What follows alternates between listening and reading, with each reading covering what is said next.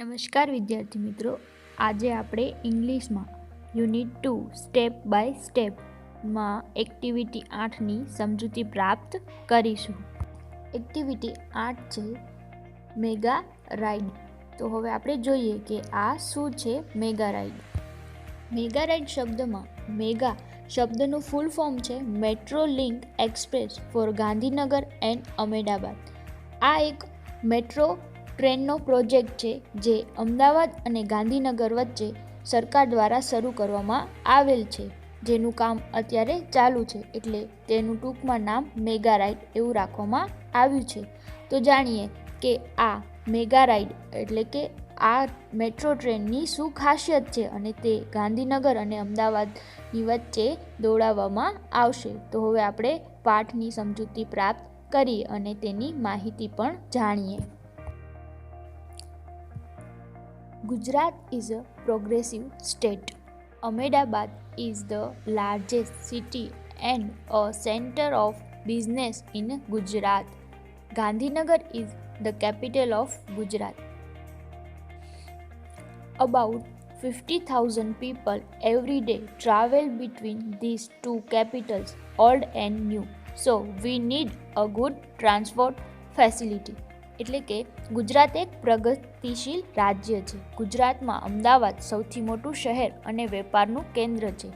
ગાંધીનગર એ ગુજરાતની રાજધાની છે અને રોજ લગભગ 50,000 લોકો આ બંને રાજધાનીઓ જૂની અને નવી એટલે કે અમદાવાદ અને ગાંધીનગરની વચ્ચે પ્રવાસ કરે છે. તેથી આપણને એક સારી પરિવહનની વ્યવસ્થા મળવી જોઈએ એમ ફકરામાં કહેવા માંગે છે.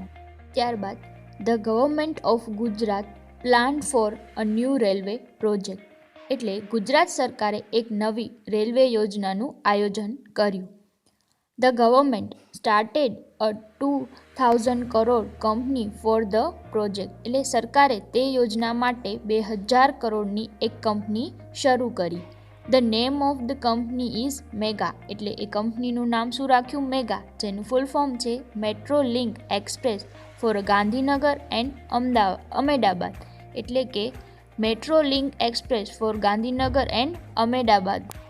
આ કંપની દ્વારા આ યોજના હાથ ધરાઈ. The cost for this project is about 1,200 crore. આ યોજનાનો ખર્ચ લગભગ 1,200 કરોડ છે. This metro rail project has 2 phases. એટલે કે આ મેટ્રો રેલ યોજનાના 2 તબક્કા છે. In the first phase there will be 3 lines.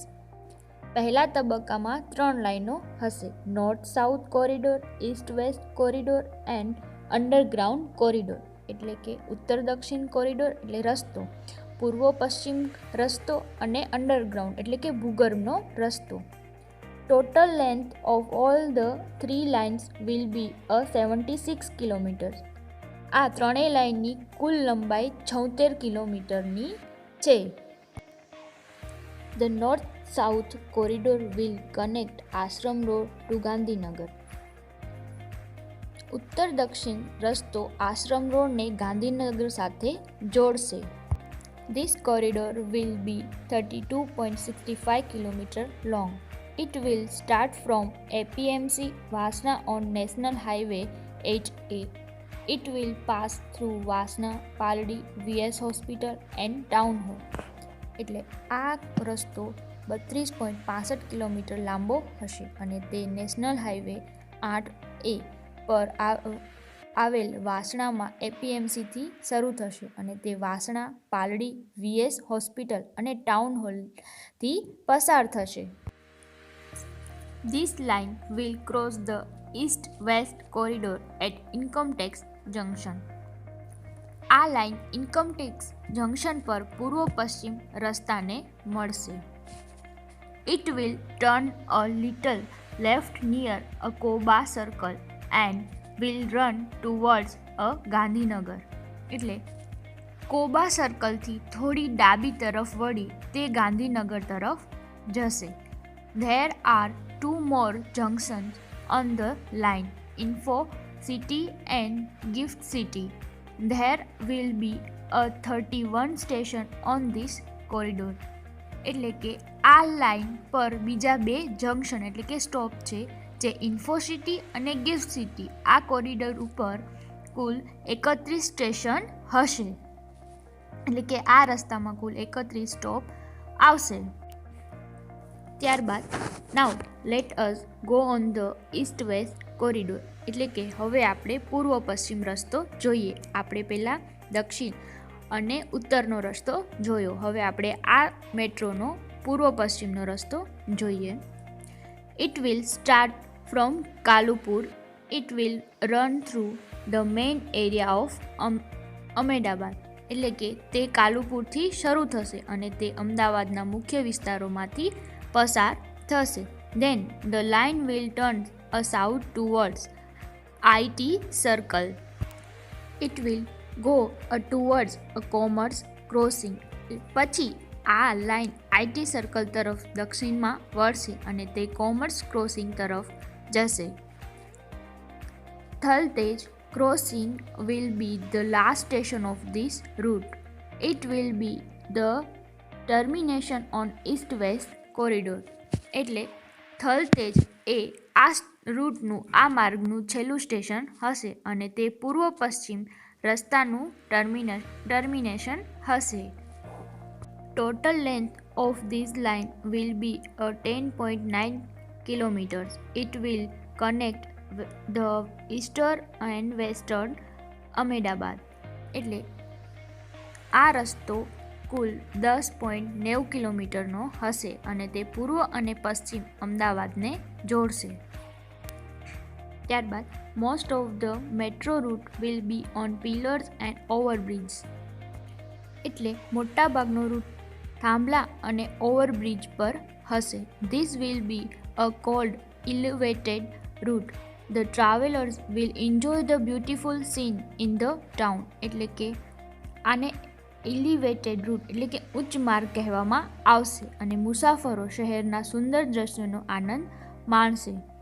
It will be a lovely view to see a metro trains running on the elevated tracks, એટલે કે ઊંચા પાટા પર દોડતી મેટ્રો ગાડીઓ જોવી તે એક સુંદર દ્રશ્ય હશે. તો આ ચિત્રમાં આપણે જોઈ શકીએ છીએ કે એલિવેટેડ રૂટ્સ કોને કહેવાય, કે જેઓ પિલર્સ એટલે કે નીચેથી ગાડીઓ અને બીજા વાહનો જાય અને ઉપરથી મેટ્રો ટ્રેન દોડે તેવા રૂટ્સને ઉચ્ચ માર્ગ એટલે કે એલિવેટેડ રૂટ કહેવામાં આવશે. તો જ્યારે પણ મેટ્રો ચાલુ થશે તો એ આ રીતના બંને શહેરો વચ્ચે દોડશે અને તેના રસ્તાઓ આવી રીતના બનાવવામાં આવશે. એવી આ પ્રોજેક્ટની યોજના છે જે આપણે આ ચિત્રમાં જોઈ.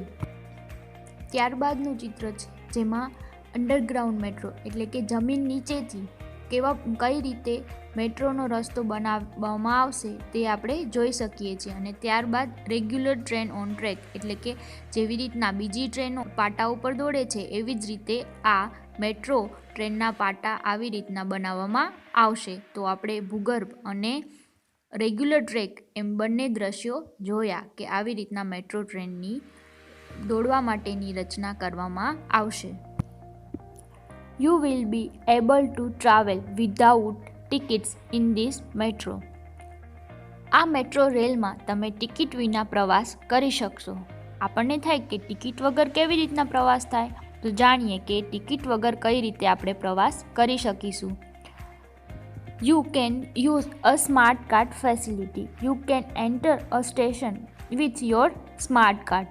You swipe the smart card at your exit station. એટલે કે તમે સ્માર્ટ કાર્ડનો ઉપયોગ કરી સ્ટેશનમાં પ્રવેશી શકો અને તમારા બહાર નીકળવાના સ્ટેશન પર તમે સ્માર્ટ કાર્ડને સ્વાઇપ કરી અને આ વ્યવસ્થામાં તેની મેળે પ્રવાસનું ભાડું ગણાશે. તો આપણે સ્માર્ટ કાર્ડનો ઉપયોગ કરી અને ઓટોમેટિક આપણું ભાડું ચૂકવી શકીએ છીએ. The trains will run without drivers, એટલે કે ટ્રેન ડ્રાઈવર વિના દોડશે. અરે આપણને ચિંતા થાય કે ડ્રાઈવર વગર કેવી રીતે ટ્રેન દોડશે, તો જાણીએ આપણે. બટ યુ નીડ નોટ વરી, એટલે કે ચિંતા કરવાની જરૂર નથી. Technology will take care of your safety. એટલે કે ટેકનોલોજી તમારી સુરક્ષાની જવાબદારી લેશે. CBTC signalling technology will make your travel safe. એટલે કે જે સિગ્નલ ટેકનોલોજી છે એ તમારા પ્રવાસને સુરક્ષિત કરશે. એટલે કે આ જે મેટ્રો છે એમાં એ રીતની ટેકનોલોજીને વાપરવામાં આવશે કે જેના સિગ્નલથી આ ટ્રેન ચાલશે અને આપણી સુરક્ષાનું પણ તેઓ ધ્યાન રાખશે. All the metro cars will be air conditioned. એટલે કે ટ્રેનના બધા જ ડબ્બામાં એસી હશે. The train will travel at the maximum speed 110 kilometre per hour. એટલે કે મેટ્રો ટ્રેન કલાકના 110 કિલોમીટરની ઝડપે દોડશે.